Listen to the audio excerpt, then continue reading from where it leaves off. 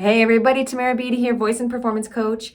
Today I am talking all about getting back into shape, into vocal shape, getting your vocals feeling good, not tight, not squished, not squeezed. This is part one of a four-part series. There might be many reasons why you might be wanting to do this. For example, perhaps a global pandemic may have happened and you have not been singing, and now you are looking to do more singing and you want to get back into the swing of things. The second reason might be that you used to sing a long time ago. Maybe you're finding yourself years later wanting to get back into singing and it's just not quite feeling right. Other people might have had a stint of vocal fatigue or vocal issues of some sort and have taken some time off and are getting back into it. Obviously, we want to make sure that everybody's voice is feeling ready and good and there's no issues or injuries before starting this. But after you've had a stint of fatigue, it's also good to get back into shape. And just in general, if you're wanting to start right from the very beginning and make sure that you're doing it at the proper pace, this is great for you. Okay, so part one of getting back into shape. I think a lot of people might think, let's get into strength training. I want to build stamina. All of these things are things we want to do, but they're higher up on the rung. We want to make sure that we're not rushing this, we're not pushing too hard, we're not forcing it, but at the same time, it's not boring, it's not dull. The very first thing we want to start with is establishing consistency. Notice I didn't say routine because for some people, the idea of a routine is like, I don't want to do that.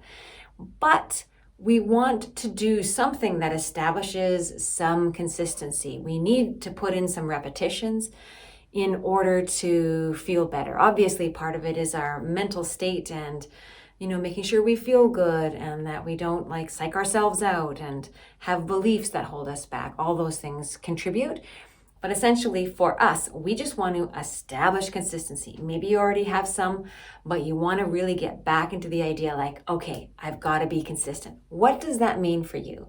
So I find that some people's consistency comes from them setting a certain amount of time a day, 10 minutes a day, 20 minutes a day, 30 minutes a day, whatever it is, enough that they'll actually do. Because sometimes if you set 4 minutes or 5 minutes a day, it's that's doable, but it's not exciting enough, and so you never do it.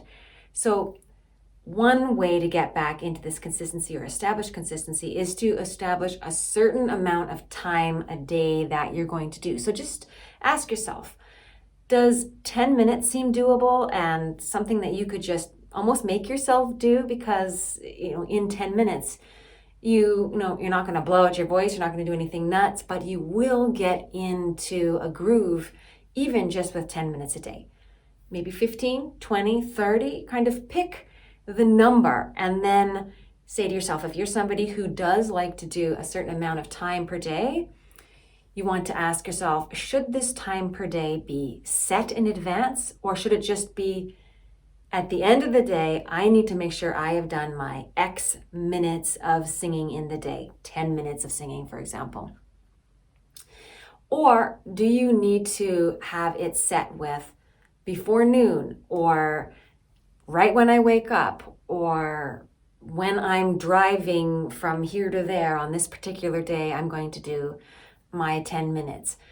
Ask yourself what is the actual way that's going to work for you and decide on it. Now, if you are somebody who likes to set aside a certain amount of time a day, this is great for you. If not, let's go over a couple other ways that you can be consistent. So another way to be consistent is to really think about something you love to do. You really, really love to do. It may not feel like it's doing much for you. For example, if you like to have a playlist and you like to just listen to that playlist and you find that you sing along, while you're vacuuming or while you're doing some sort of chores or just in general in some of your free time, then make yourself a playlist and don't worry about having hard things to do or specific things to do. Just listen to the music, get into the groove of singing, just start.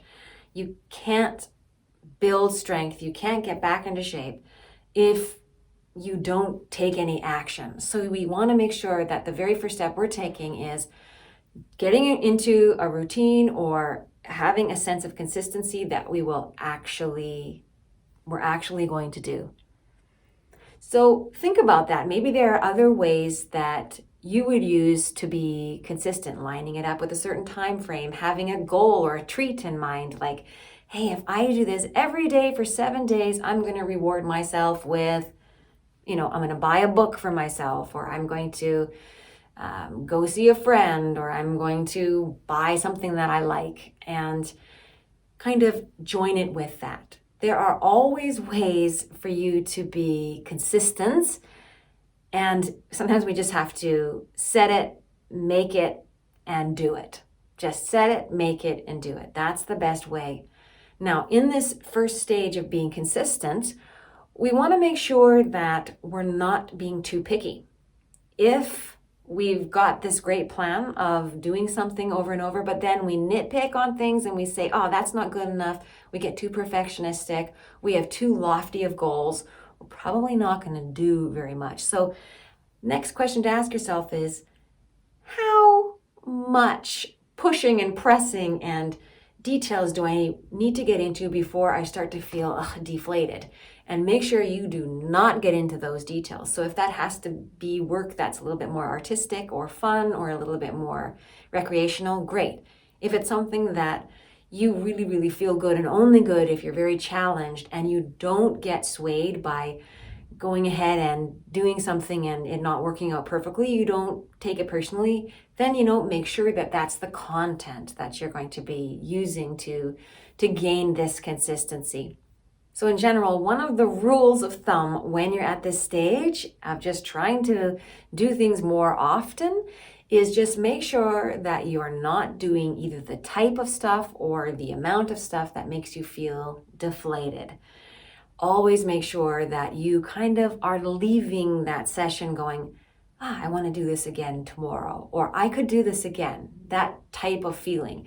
Just get in the repetitions. If you're somebody who's already kind of been doing lots of stuff and you're looking to inch into another realm, then this same rule of thumb applies. Just make sure that you have enough to challenge you, but not so much. So honestly ask yourself, what could that be?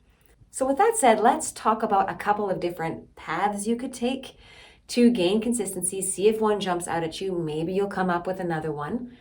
So the very first one is doing some exercises, doing some vocal exercises. Set your time per day and amount per week if you need that. Maybe it's 5 times a week, or maybe it's like at the end of the week, I just want to make sure I've done 3, or maybe you're going to need to do it every day in order to actually build trust with yourself.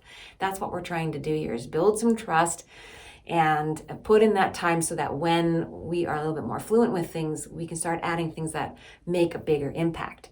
So in this first proposal of things to do, try and do some exercises. I'm going to suggest, if you're not sure, 10 minutes of exercises a day. Make sure these exercises are not too tricky. They allow you to go through the motions. They don't push you too much.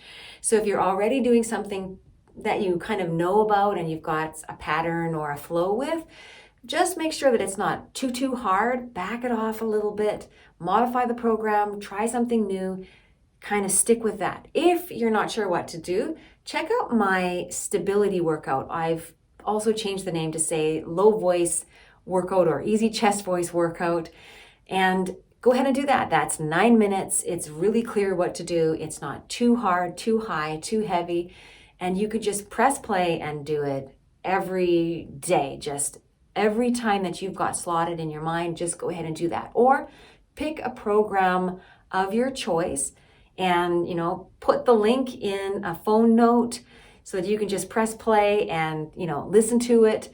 Draw in the MP3 if you've got it into a phone note. Just press play so that you've got everything in one spot and you can just open it up. There it is.